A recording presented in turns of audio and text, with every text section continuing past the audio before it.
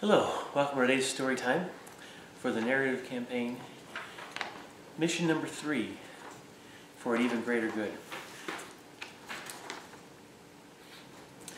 As the millennia have passed, the ranks of the Grand Army have been slowly growing in number, as various human warriors have been found worthy of Cegorach's invitation.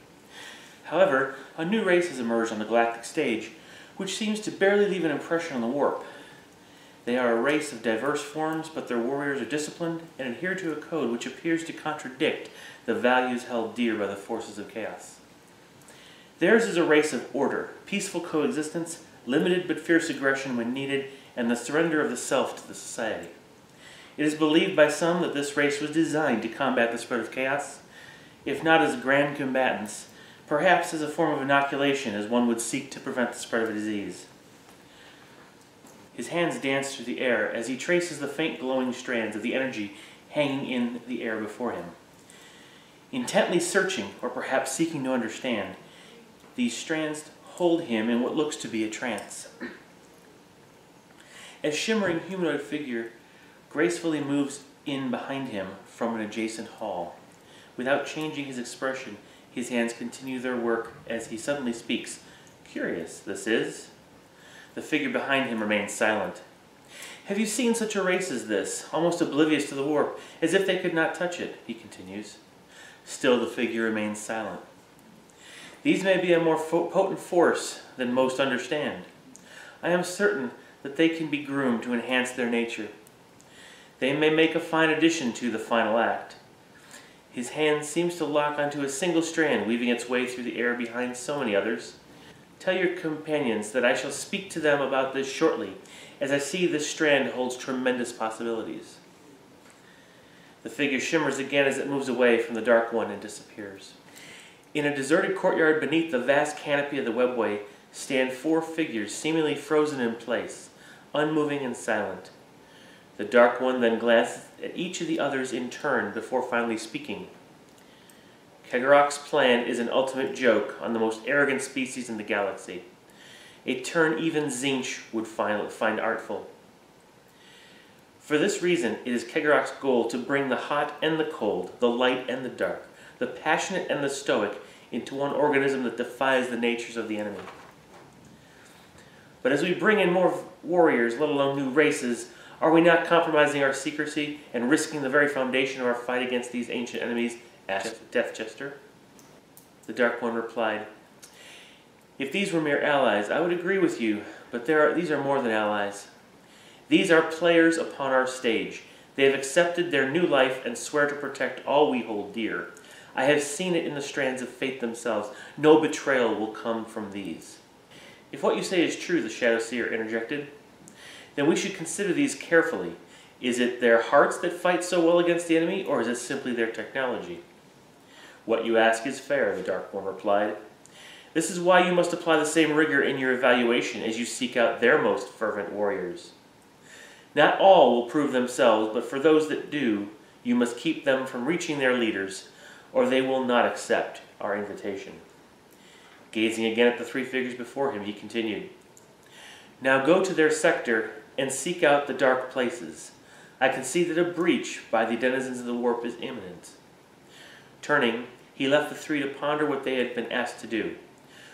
Looking silently at each other, they said nothing and turned to set out on their assignment. The Shazot's voice came over the comms. "All teams, execution of a fighting withdrawal is to commence immediately toward the coordinates to follow. Mantas and Orcas will be deployed for extraction and will provide support." "Shaznel Ranathi," continued the Shazot over a private channel, "the incursions of these creatures is too great for the campaign as planned.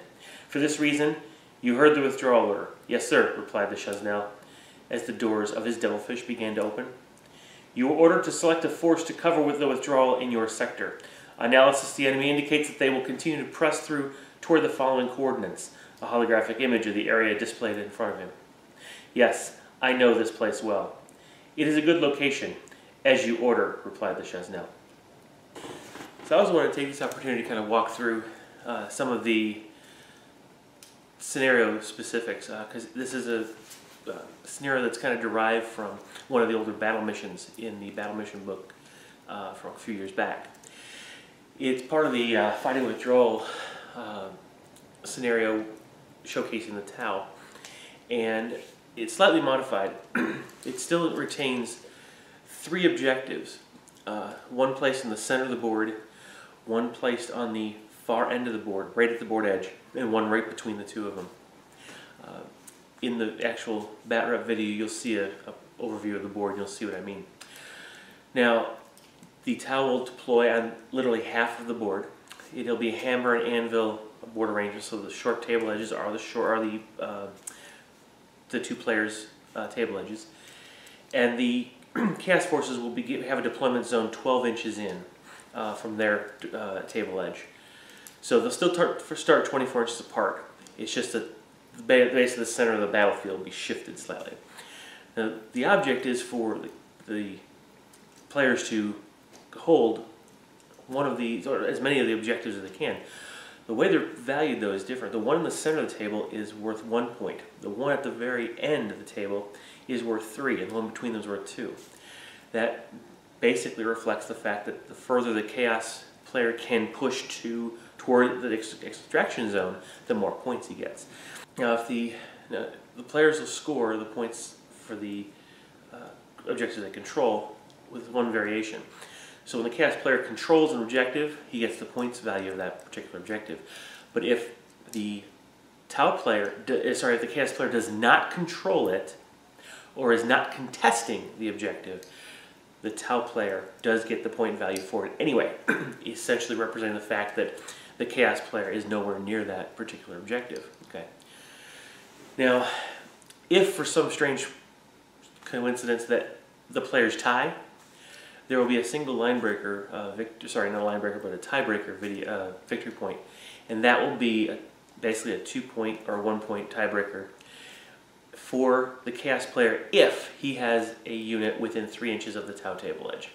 That's basically how it'll end up playing out. So the Tau player will deploy first, but the Chaos player will go first unless the Tau player can steal initiative. That just represents the fact that the Tau player Tau forces have set themselves up in this chosen location, and the terrain is slightly to their favor, but the Chaos is able to respond and basically deploy in response to what he sees as far as a Tau deployment, and then of course he gets to go first unless the Tau can seize. Now, there are no secondary objectives in this, so there's no line breaker, no first blood, no slay the warlord stuff. We're strictly sticking with what the 2 sides are trying to accomplish in this mission.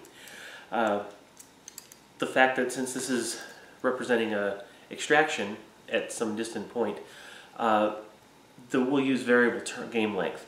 That way neither player knows exactly how long the Tau have to hold out before the extraction is complete. That reflects, again, the scenario story. So, hope you enjoy the Batrep.